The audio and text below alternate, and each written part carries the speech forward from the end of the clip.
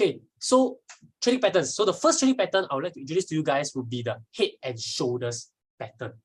Okay, so what exactly is a head and shoulders pattern? So head and shoulders pattern, the structure looks something like this, or what you can see here in the screen before you.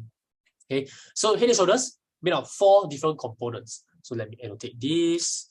Okay, so head and shoulders made of 4 different components. Component number 1 will be the head, the highest point. Component number 2 will be the left shoulder. Component number 3 will be the right shoulder. And the last component will be this line right over here, which is your neckline. Right, which is your neckline. It's called a neckline. So the neckline connects your left shoulder, your right shoulder, and your head all together. Okay, so one simple way to remember what a head and shoulder is, or how does a head and shoulders look like, is imagine it like a human being. Okay, the head and shoulders made up of the head, which is your highest point, and the left and right shoulder, which is lower than the head, and connected by the neckline, which is your neck. So imagine like a human being, right? Your neck connects your left shoulder, your right shoulder, and the head all together. So this is your head and shoulders.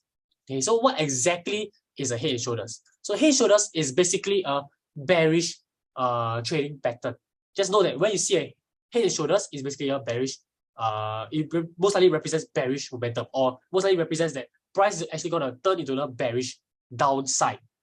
Okay, so it's basically the theory of the head and shoulders. So if you want to know more about it, more of the theory behind it, you can look to pause the video, actually take a read for yourself. Right? If not, I will explain further. What a head and shoulders pattern, how do you actually trade it? Okay, so head and shoulders pattern, as I said earlier, how to spot left shoulder, right shoulder, and the head connected by the neckline. Okay, so how do you exactly trade the head and shoulders pattern? So what you can see here, how to trade it is basically a bearish reversal, or it's basically a bearish pattern. It signifies bearish pressure. Okay, so the way to trade head and shoulders is when price breaks through the neckline, okay, as seen right over here. When price breaks through the neckline. So whenever you spot that, okay, you know what? I spot a head and shoulders pattern. So when I see that, okay, I wait for price to break through the neckline. So when price actually broke through the neckline, what you want to do is you can immediately start to open sell positions or short positions after price broke through the neckline. Okay, so a head and shoulders is a very, very big pattern. Okay, so the bigger the pattern, the stronger the outbreak. Okay, so since head and shoulders is a very strong, alright, it's a very big pattern. So once it breaks through the neckline, most likely price will break through the neckline very strong, very hard. It breaks through a lot.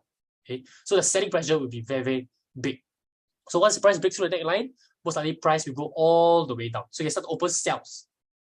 And that's how you can actually trade the head and shoulders pattern, via the break of the neckline. And where should your stop loss be? Okay, the stop loss be, your stop loss, most likely, or rather most traders actually place the stop loss right above the right shoulder, maybe somewhere around here.